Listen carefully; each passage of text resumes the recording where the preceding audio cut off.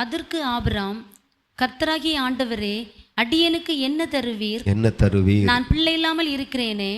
தமஸ்கு ஊரானாகிய அந்த எலியேசர் என் வீட்டு விசாரணை கர்த்தனாக இருக்கிறானே என்றான்.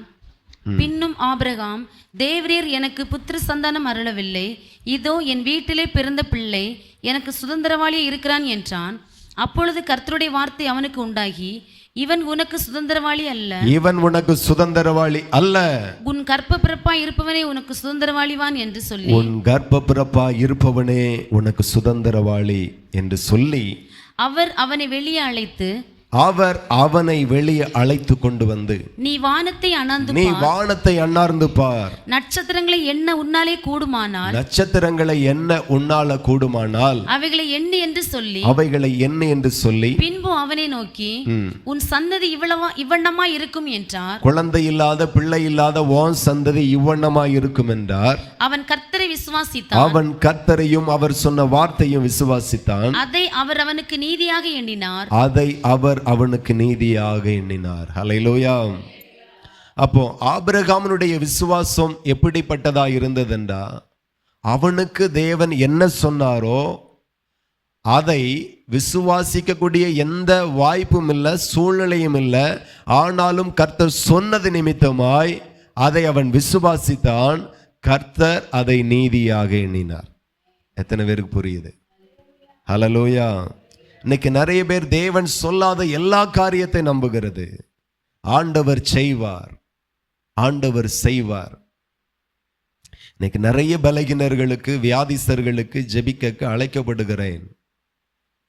வீட்டில இருந்தே கேட்போம், ஆண்டவரே சுகமாக்க, உயிர் பிழைக்க சித்தமாய் இருக்கிறீர்களா? இந்த ராதபுரம் ஊழியத்தில் வந்து கர்த்தர் உன்னை பயன்படுத்துவார் என்கிறதற்கு அடையாளமாக 2 காரியத்தை ஆண்டவர் பேசினார். அதில் ஒன்றுதான் கிட்னி சுகமானது. அப்போ அந்த காரியம் ஆண்டவர் அதை செய்தா கண்கூடாய் பார்த்தோம். ஆனால் வேற ஒரு கிட்னி ப்ராப்ளத்தோடு ஒரு வாலிப தம்பியை சமீபத்தில் கொண்டு வரும்போது கர்த்தரிடத்தில் விசாரிக்கிறேன். அவர் சொன்னார், அவன் பிழைக்க மாட்டான், சீக்கிரத்தில் மரித்து போவான். ஹல்லேலூயா. தேவனுடைய சித்தம் இப்படி இருக்கிறது. தேவன் அவன் மேல வைத்திருக்கிற திட்டம் இதுதான். இப்போ இல்ல ஆண்டவரே, நான் விசுவாசிக்கிறேன், நான் ஜெபிக்கிறேன், நான் உபவாசிக்கிறேன், நான் போராடுகிறேன் அப்படின்னு நீங்க என்னதான் சொன்னாலும் என்னதான் நடக்காது? சுகம் வராது, விடுதலை வராது, மரணம் தான் வரும்.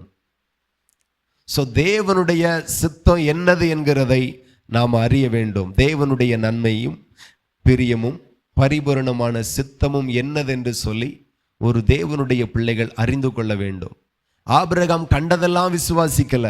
இன்னைக்கு நிறைய பேர் கண்டதெல்லாம் விசுவாசிக்கிறாங்க. அங்கதான் அவங்க மாற்றுறதே. ஒரு வீடு கட்டக்கூடிய பொருளாதாரம் சரியான அளவுக்கு இருக்காது. 15 லட்சம் ரூபாய் வீடு கட்டக்கூடிய பொருளாதாரம் அவங்கள்ட்ட இல்லை. ஆனா விசுவாசத்துல எடுத்துக்கிடுறாங்க. ஆண்டவர் எனக்கு கட்டி தருவார், ஆண்டவர் எனக்கு பணங்களை தருவார், ஆண்டவரால் இது கூடும் அப்படின்னு சொல்லிட்டு வீட்டு வேலையை தொடங்குறாங்க. நான் என்ன சொல்றேன் அப்படின்னா, 15 லட்சம் ரூபாய்க்கு வீடு தர கர்த்தர் உங்களுக்கு சித்தமா இருக்கிறாரா இல்லையா என்கிறதை கர்த்தர் உங்களுக்கு வெளிப்படுத்தி தரணும். அந்த வெளிப்பாடை நீங்க அறிந்து கொள்ளணும், புரிந்து கொள்ளணும். அதுக்கு பிறகு 15 லட்சத்துக்கல்ல 15 கோடிக்கு நீங்க வீடு கட்டினாலும் அதை தொடங்கிறது போலவே முடிப்பீர்கள். இல்லைன்னா தொடங்குவீர்கள், முடிக்க முடியாது. வேற அழுக வரும், கவலை வரும், கஷ்டங்கள் வரும், நிந்தைகள் வரும், அவமானங்கள் வரும். எந்த அளவு கட்டினீர்களோ அதில் குடியிருக்க முடியாதபடி இடத்தோடு சேர்த்து அந்த கட்டடத்தையும் விற்க வேண்டிய நிலைமை வரும். எத்தனை பேருக்கு புரியுது? தேவனுக்கு என்ன சுத்தம்? தேவன் உனக்கு 15 லட்சம் ரூபாய்க்கு வீடு தருவேன் என்று சொன்னா துளியும் யோசிக்காதுங்க. இந்த கட்டடத்தெல்லாம் நாங்கள் 1000 ரூபாய் வச்சுக்கிட்டு தான் தொடங்கணும். ஆரம்பித்த உடனேயே கர்த்தர் முடித்தும் கொடுத்தார். நாங்க எவ்வளவு சந்தோஷமாய் தொடங்கினோமோ அவ்வளவு சந்தோஷமா இந்த பணிகளை முடிக்கும்படி கர்த்தர் கிருபை பாராட்டினார். ஹல்லேலூயா. தேவ சித்தத்தை என் ஆவியில புரிந்து கொள்ள முடிந்தது. கர்த்தர் செய்து முடிப்பார். தொடங்குகிற ஒரு சத்தத்தை கேட்க முடிகிறது. அப்ப நாம என்ன செய்தாலும் தேவ சுத்தம் என்கிறதை தேவனுடைய பிள்ளைகள் புரிந்து கொள்ள வேண்டும். யாரிடத்துல போய் கேட்க, எந்த தீர்க்கதரிசியை தேடி போக? தேவன் உங்களோடு பேசுகிற அந்த சத்தத்தை கவனிங்க. பல அடையாளங்களை கேட்கலாம். அல்லேலூயா. கிதியோன் கர்த்தரிடத்தில் அடையாளத்தை கேட்டான், கர்த்தர் அதை கொடுத்தார், தப்புல்ல. வார்த்தையை கேட்கலாம், தப்புல்ல, கர்த்தர் பேசுவார். முப்பிதாக்கள் எல்லாவற்றையும் விசுவாசத்துல மூவ் பண்ணல. ஆமென். விசுவாசத்துல தன்னுடைய காரியத்தை நகர்த்திட்டு போகல.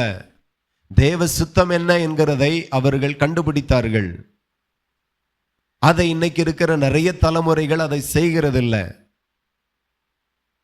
வேதத்துல சொல்லப்பட்ட எல்லா மகிமையான காரியமும் நம்ம அறிவுக்கு சொல்லப்பட்டிருக்கிறதை தவிர நமக்காக சொல்லப்பட்டது அல்ல. ஆனா ஏதோ ஒரு நன்மையை கர்த்தர் நமக்காக வாக்குத்தத்தமாய் கொடுத்திருக்கிறார். அதை நீ நிச்சயமாய் பெற்றுக்கொள்ளுவாய். அதை நீ நிச்சயமாய் சுதந்தரித்துக் கொள்ளுவாய். எத்தனை பேர் நம்புறீங்க?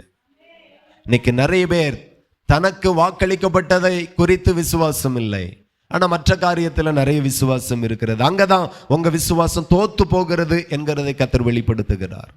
அல்லேலூயா. ஆமா, தேவன் சொல்லாததை விசுவாசிக்கிறது, தேவன் தனக்கு கொடுக்காததை நம்பி நிற்கிறது, தேவனுக்கு என்ன சித்தம் என்கிறதை பார்க்கிறதே இல்லை. நம்ம விசுவாசம் ஒரு நாளும் தேவ சித்தத்தை புறந்தள்ள கூடிய விசுவாசமா இருக்கக்கூடாது. வீடு கட்டுங்க, தப்பு இல்லை, தேவ சித்தமா என்கிறதை அறிந்து கொள்ளணும். ஒரு சகோதரின்ட்ட கேட்டாங்க, நாங்க விசுவாசத்துல ஜெபித்தோம், விசுவாசத்துல சிங்கப்பூர் போகக்கு எல்லாமே பணத்தை கட்டி பாஸ்போர்ட் எல்லாம் கொடுத்துட்டு வந்துட்டோம், ஜெபம் பண்ணிக்கோங்க அப்படின்னாங்க. ஹல்லேலூயா. அப்ப அவங்க சொன்னதுக்காக ஜெபித்தேன். ஆண்டவர் சொன்னார், அது வாய்க்காது, அது கிடைக்காது அப்படின்ட்டு. நான் சொன்ன உடனே அவ்வளோ சங்கடம். இனி என்ன செய்ய? பாஸ்போர்ட்டும் கொடுத்தாச்சு, பணமும் கொடுத்தாச்சு, என்ன செய்ய? இனி ஒன்றும் செய்ய முடியாது, ஜெபிப்போம். எப்படி ஆகிலும் ஜெபிங்கன்னு கேட்டாங்க. எவ்வளோ ஜெபித்தாலும் எவ்வளோ விசுவாசித்தாலும் பரம தகப்பனுடைய சித்தம் மாத்திரமே நிறைவேறும். ஹல்லேலூயா. அதுக்கு பிறகு ரொம்ப நாள் ஆச்சு. நாளைக்கு அனுப்புகிறோம், அடுத்த மாதம் ரெடி ஆகிறோம், இப்போ அங்கே லீவு, இப்போ அங்கே ஃபெஸ்டிவல், என்னெல்லாமோ சொல்லி இழுத்தடிச்சாங்க. பல மாதங்கள் கடந்து போச்சு, வருஷங்கள் கூட ஆச்சு, காரியம் முடியலை. அதுக்கு பிறகு திரும்ப கிடைச்சது. ஆனால் உழைப்பு, பிரயாசங்கள், பணச்செலவெல்லாம் வீணாக போச்சு. மறுபடியும் ஒரு வாய்ப்பு வந்தது. அவங்க சொன்னாங்க, இப்பொழுது ஜெபித்து ஆண்டவர் சொன்ன மாத்திரமே நாங்கள் எங்கள் சர்டிஃபிகேட் எல்லாம் கொடுப்போம், எங்களுடைய பாஸ்போர்ட் எல்லாம் கொடுப்போம், பணங்களை கொடுப்போம், இல்லைன்னா கொடுக்க மாட்டோம் அப்படின்னாங்க. அடுத்த வாய்ப்பை ஆண்டவர் கனடாக்கு போகும்படி கர்த்தர் கொடுத்தார். ஹல்லேலூயா. அப்போ முதல்ல வந்து ஜெபித்தார்கள். அங்கிருந்து ஏகப்பட்ட அவசரம், சீக்கிரமா தாங்க, சீக்கிரமா தாங்க, மொத்தம் 10 பேருக்கு தான் வாய்ப்பு இருக்கு, இது விட்டா கிடைக்காது, ஏற்கனவே 8 பேர் கொடுத்துட்டாங்க, இன்னும் சில பேர் தாருன்னு சொல்றாங்க. யாரு முதல்ல தன்னுடைய பாஸ்போர்ட் அவங்க ப்ரொஃபைல்லாம் முதல்ல கொடுக்குறாங்களோ அவங்களுக்கு தான் முன்னுரிமை அப்படின்னாங்க. ஒரே வார்த்தையை சொல்லிட்டாங்க, எங்க பாஸ்டர் ஜெபம் பண்ணி சொன்னா செய்வோம் அப்படின்ட்டு. அதுக்கு பிறகு ஜெபம் பண்ணி கேட்கும்போது ஆண்டவர் கொடு, நான் அதை வாய்க்க பண்ணுவேன் என்றார். ஹல்லேலூயா. அவங்களும் விசுவாசத்தோடு அதை கொடுத்தாங்க, காரியம் ஜெயமாய் முடிந்தது. ஹல்லேலூயா. தேவ சித்தம், நம்முடைய விசுவாசத்தை கொண்டு தேவ சித்தத்தை புறந்தள்ளி விடவே கூடாது. விசுவாசிகளுடைய விசுவாசம் ஏன் தோத்து போகுது? தேவனுக்கு சித்தமில்லாத நிறைய காரியத்தை நீங்க விசுவாசித்து நிற்கிறபடினாலதான் அந்த விசுவாசம் அந்த இடத்துல தோல்வியை சந்திக்கிறது. அதே சமயத்துல ஏன் விசுவாசம் தோக்குறது என்றால், தேவன் சொன்ன காரியத்துல விசுவாசம் வர மாட்டேங்குது. அதான் முதல்ல சொன்னேன், ஒரு ஏழை குடும்பத்தினுடைய பிள்ளையை பார்த்து ஆண்டவர் சொல்லுகிறார், ஓம் பிள்ளைய நான் எம்பிபிஎஸ் டாக்டராக உயர்த்துவேன் என்று ஆண்டவர் சொன்ன. அவங்களுக்கு நம்பிக்கை வரல, இருக்கக்கே ஒழுங்கான வீடு இல்லை, நல்ல படிப்பு இல்லை, எப்படி என் பிள்ளை ஆண்டவர் அப்படி உயர்த்துவார்? ஹல்லேலூயா. எப்படி உயர்த்துவார்? அது எப்படி ஆகும்? அது எப்படி நடக்கும்? இம்பாசிபிள். இம்பாசிபிள் எல்லாம் ஆண்டவர் பாசிபிளா மாற்றுவார். முடியாததை கர்த்தர் முடிய பண்ணுவார். கரங்களை தட்டி அப்பாவை மகிமைப்படுத்துவார். ஹல்லேலூயா. ஆபிரகாமுக்கு அது முடியாத காரியம்தான். சரீரம் செத்து போச்சு, மனைவிக்கு பிள்ளை பேர் நின்று போச்சு, ஏற்கனவே இத்தனை வயசு வரைக்கும் குழந்தையே இல்லை. ஆனாலும் ஆண்டவர் சொல்லுகிறார், வெளியே வா ஆபிரகாமே, வானத்தை அண்ணாந்து பார், பார் நட்சத்திரத்தை ஒருவன் என்ன கூடுமானால் உன் சந்ததி எண்ணட்டும், அவ்வளவாய் உன் சந்ததி நான் பெருக பண்ணுவேன். நம்ப முடியாத காரியத்தை அவர் வாக்கு கொடுக்கும் போது நீங்க நம்பிதான் ஆகணும். அல்லேலூயா. நம்ப முடியாத ஒரு காரியம்தான். இன்னைக்கு நிறைய வாக்கு தத்தத்தை பிடிச்சு நம்ம ஜெபிக்கிறோம். ஆண்டவரே நீங்க சொல்லியிருக்கீங்களே, ஆனா உங்களுக்கு நீ சொன்ன வாக்கு தத்தத்தை கம்மியா தான் நீங்க சொல்றீங்க. உங்களுக்காக கொடுக்கப்படாத நிறைய வாக்கு தத்தத்தை இன்னும் வரைக்கும் பிடிச்சு அதுக்காக ஜெபிக்கிறது என்ன, உபவாசிக்கிறது என்ன, போராடுகிறது என்ன, விசுவாசிக்கிறது என்ன. நான் சொல்லுகிற உங்களுக்காக கொடுக்கப்படாத எந்த வாக்கு தத்தமும் நீங்க சுதந்திரிக்க போகிறதே இல்லை. அது உங்களுக்கு வாய்க்காது. ஹல்லேலூயா. உங்களுக்கு நீ கொடுக்கப்பட்ட அத்தனை வாக்கு தத்தமும் பல தடைகளை தாண்டி கர்த்தர் நிறைவேற்றி கொடுப்பார். ஏன்னா அது உங்களுக்கு அவர் கொடுத்த வார்த்தை.